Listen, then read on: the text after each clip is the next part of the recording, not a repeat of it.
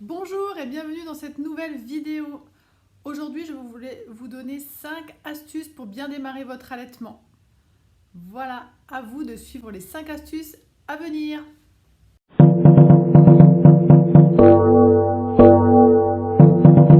La première astuce dont je voulais vous parler, qui est très importante, je pense, quand on veut allaiter, si on veut que ça se mette bien en route, c'est de bien se préparer.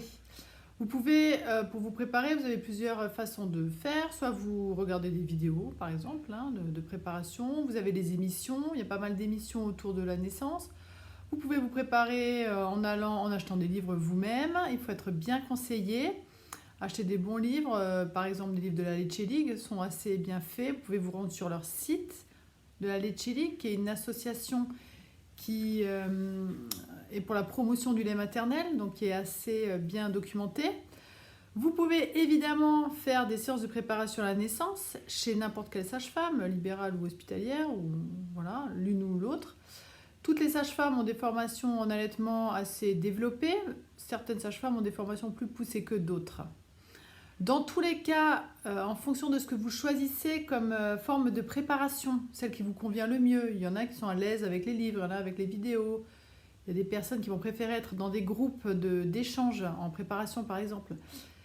Dans tous les cas, ces préparations, ça va vous aider considérablement le jour de l'allaitement. Donc, je vous invite fortement à bien vous préparer et poser le maximum de questions, vous documenter, cherchez tout ce que vous voulez. Si vous avez des questions en commentaire, je peux vous donner des livres à lire ou des endroits où aller vous former.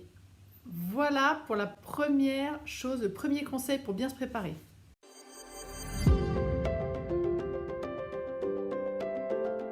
Le deuxième conseil que j'ai envie de vous donner pour bien démarrer votre allaitement, c'est de bien s'entourer. Alors déjà, pour bien s'entourer, la première personne, ça va être votre conjoint. C'est-à-dire que votre conjoint, il va falloir qu'il soit relativement au courant de certaines choses, des bases, de la base de l'allaitement. Par exemple, l'allaitement, ça prend beaucoup de temps dans une journée. Alors si votre conjoint peut assister à des séances de préparation, c'est bien. Sinon, qu'il s'informe, qu'il demande un petit peu à ses amis ou qu'il vous demande à vous. Donc ça déjà, c'est une bonne chose. Avoir le conjoint bien informé. Avoir autour de vous des personnes un peu de référence. Par exemple, avoir une amie qui a allaité où ça s'est bien passé. Une amie sur laquelle vous pouvez compter, à qui vous pourrez demander des conseils si besoin.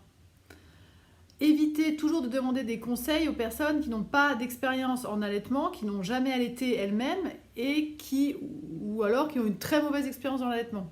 Parce que ces personnes ne vont pas forcément vous inciter à continuer ou vous donner les meilleurs conseils qui soient, à moins qu'elles aient elles-mêmes progressé dans ce sens-là. Donc ce qui est bien aussi, c'est d'avoir un professionnel de santé bien formé de référence. Donc ça sera à vous de choisir. Il existe donc soit des pédiatres qui sont très bien formés en allaitement, donc ils ont des diplômes, vous pouvez leur demander ce qu'ils ont fait comme formation. Il existe des consultants en allaitement, IBCLC ça s'appelle, c'est-à-dire c'est un diplôme international de consultant en allaitement. Il existe des sages-femmes, en général c'est les sages-femmes dans l'allaitement qui ont un DU d'allaitement. Enfin, il y a des spécificités. Si vous n'avez personne, si tout le monde autour de vous a donné le biberon, si vous connaissez absolument personne, vous n'avez pas de professionnel, rien du tout, allez dans des groupes de soutien. Des groupes de soutien, ça existe sur Facebook par exemple, pour ne pas les citer. Il y a des forums, ça existe aussi sur la Leche League. Voilà. Cherchez des gens qui vous ressemblent et qui vont pouvoir vous aider et vous soutenir.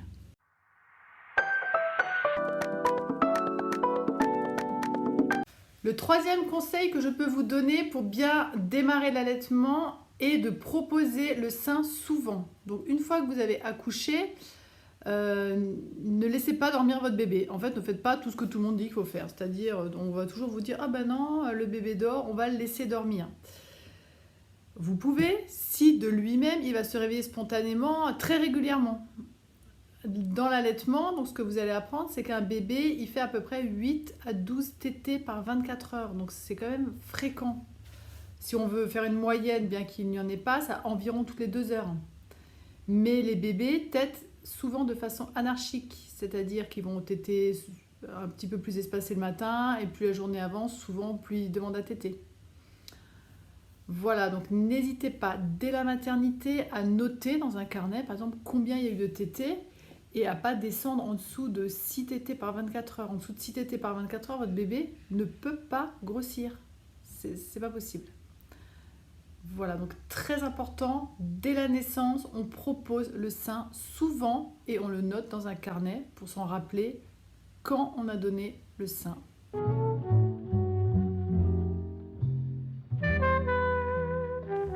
Le quatrième conseil que je peux vous donner, qui va un petit peu dans le même sens que proposer souvent le sein, qui va être une aide pour les bébés qui dorment, c'est faire du pot à pot. Vous pouvez tout à fait continuer à faire du pot à pot une fois que vous êtes dans votre chambre en suite de couche. Vous avez commencé à faire du pot à pot à la naissance. On va vous poser le bébé pendant 2 heures sur vous, mais rien ne vous empêche de continuer les jours qui suivent. Plus vous mettrez votre bébé en pot à pot, c'est-à-dire en couche contre vous, torse nu, plus ça va le stimuler et ça va lui donner envie de téter, d'aller au sein. Donc n'hésitez pas à mettre votre bébé en pot à pot, ça va l'aider à aller plus souvent au sein et ça va bien lancer votre allaitement.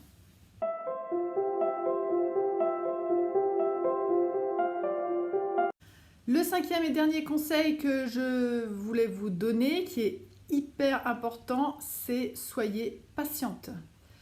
L'allaitement, ça prend du temps. La mise en place de l'allaitement, c'est à peu près 1 mois. C'est normal. C'est la durée standard, on va dire, pour un humain. Il faut savoir que dans l'espèce humaine, le bébé est quand même fait pour être allaité de nombreuses années. 4 ans, 5 ans. C'est normal pour un bébé humain qu'on va placer hors de sa société, avec toutes les idées de la société. Si je vous mets toute seule sur une île déserte, vous avec votre bébé, vous pourrez lui donner le sein pendant 4-5 ans, du lait maternel. Évidemment, vous allez lui donner autre chose à partir de 6 mois. Vous n'allez pas lui donner du lait pendant 5 ans, sinon il ne va pas survivre. Mais on peut recevoir du lait humain les 4-5 premières années de sa vie.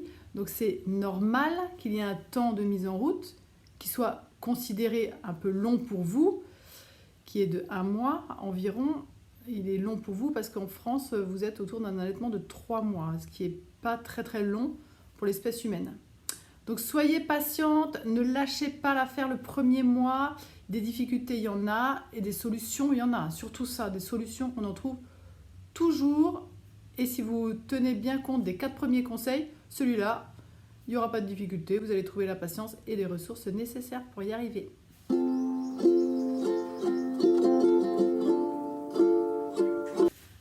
Voilà pour cette vidéo, j'espère que ces 5 conseils vous auront été utiles. Donc si on veut se les refaire rapidement, le premier conseil, c'est bien se préparer pendant qu'on est enceinte. On se prépare bien s'entourer de personnes qui sont bienveillantes, des personnes qui peuvent avoir des bons conseils.